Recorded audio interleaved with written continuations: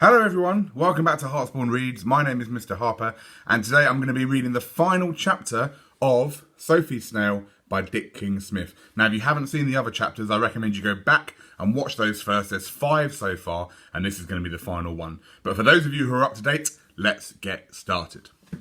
Chapter 6 is called Such an Intelligent Look. And here's a picture of Sophie to start off with. Doesn't look very happy. I wonder why. It was September, and the twins had just gone back to school. Next term, Sophie would be going too. She thought about this and wondered if she would like it. There would be good things and bad things about going to school. The bad things would be, number 1, having to wear school uniform. Number 2, having to meet Dawn again, for Dawn was starting this very term. Number 3, having to meet other strange children, as awful as Dawn. Number 4, having to meet strange grown-ups. The teachers might be awful too. Matthew and Mark said they weren't, but you can never tell. Number 5, having to eat school lunches, especially pilchards in tomato sauce. Of course, there would be good things as well, thought Sophie. Number 1, not having to help wash up the breakfast things at home. Number 2, being with her brothers in term time. She did not know that once they were at school, they would not take the slightest notice of her. Number 3, drinking morning milk. At home, Mum always said, if you're thirsty, have a drink of water. Milk's fattening. But Sophie knew at school that you were encouraged to drink your morning milk, and sometimes there were extra bottles if children were away. Number 4, doing judo. Sophie fancied throwing someone down. Dawn, perhaps. Here's a picture of Sophie doing some judo. And number 5, farming lessons. You went to school, Sophie knew, to be taught things for when you were a grown-up. They would say, what do you want to be? And she would say a lady farmer, and then they'd give her farming lessons. Don't think Sophie really understands school yet, do you? Sophie's present farming was carried out in the potting shed. Here she kept her flocks and herds. She had a new system of free-range woodlouse farming. She'd given up collecting matchsticks, which they didn't much seem to like, and now kept the woodlice in a seed tray so they could come and go as they pleased, and fed them on cornflakes. The cornflakes seemed to disappear, though she'd never actually seen a woodlouse chewing one. This morning there were only 3 woodlice in the seed tray, and one of those was lying upside down. Its 7 pairs of legs pointed at the roof of the potting shed. I hope you haven't hurt your back, my dear, said Sophie, grinning, as she tipped it the right way up. She dropped a couple of cornflakes into the tray. I wonder where the rest of the herd has got to, she said. On a country holiday, Sophie had once seen a farmer calling in his dairy herd for milking. Cow, cow, cow, he shouted, and the big black and white animals had all started walking across the field toward him. Louse, louse, louse, Sophie shouted, but no one came, so she ate the rest of the handful of cornflakes. She went to inspect the rest of her stock in their various pens on an old table in the shed. First, there was a shoebox. On it was written centipedes. There were 2 in it, one large and dark and one small and ginger. Sophie was planning to increase the size of this flock, but wild centipedes were difficult animals to capture, so quickly did they scuttle. She was not sure what they ate, and she was trying them with biscuit crumbs. These shouldn't upset you, my dears, she said. They're digestives. Here's a picture of Sophie feeding her centipedes. I wonder if you can spot a bit of a spelling mistake that she's made. Next, there was an old cake tin full of soil and earthworms. Earthworms ate earth, Sophie knew, so there was no feeding problems here. She was only really interested in the largest worms and measured her captures with an old wooden ruler. This was difficult because it takes 2 people to stretch out a wriggling worm, and she needed Matthew and Mark to hold one end. Her record to date was a giant of 15 centimetres. Beyond the worm tin was another shoebox marked Yearwigs. Earwig keeping was a branch of Sophie's farming that she'd only recently taken up, thanks to her great-great-aunt. Before Aunt Owl's visit, Sophie had been wary of these dangerous-looking beasts with their crescent-shaped nippers.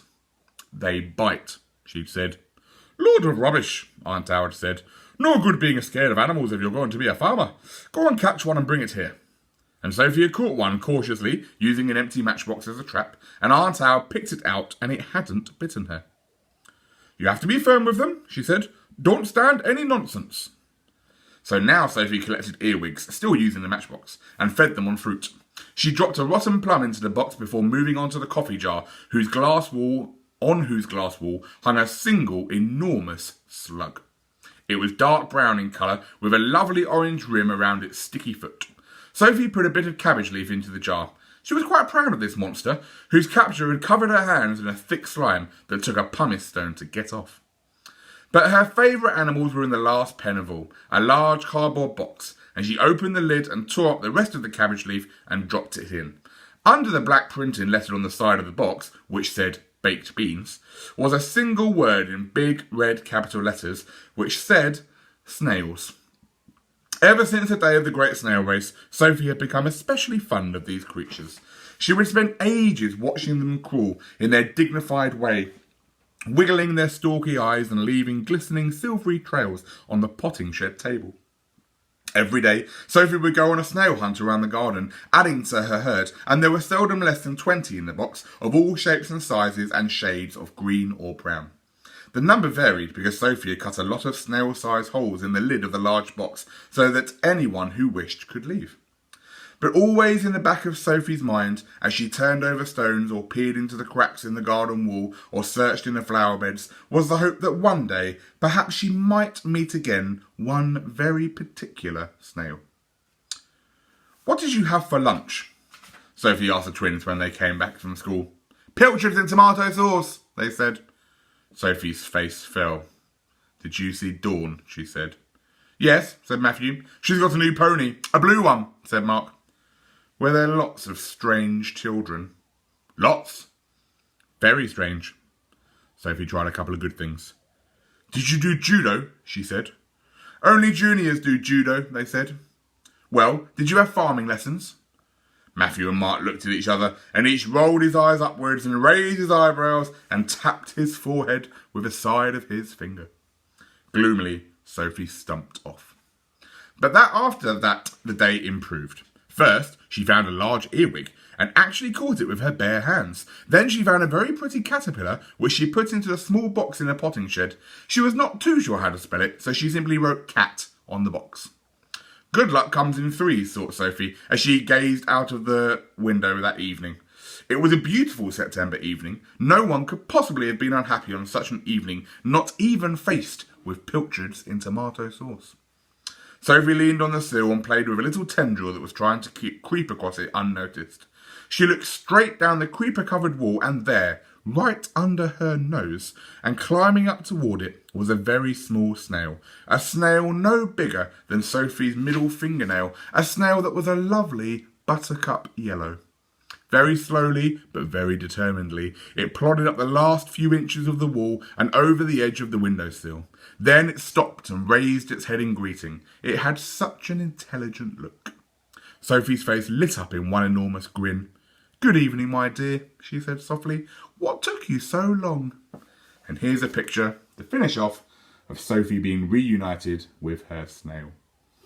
Now, that's the end of Sophie Snail by Dickin Smith. That's the whole book that we've read together. So if you like it and you think someone else would like it, you can always recommend they read it, or you can recommend maybe these videos so that they can listen to me read it to them instead. I hope you've enjoyed it. I hope you've enjoyed this video. If you have, make sure you give it a like. Make sure you subscribe to our channel if you haven't already, and make sure you're sharing these videos with as many people as you know so we can keep spreading all the lovely books that we've been reading. I'm Mr. Harper. Have a great day. Bye-bye.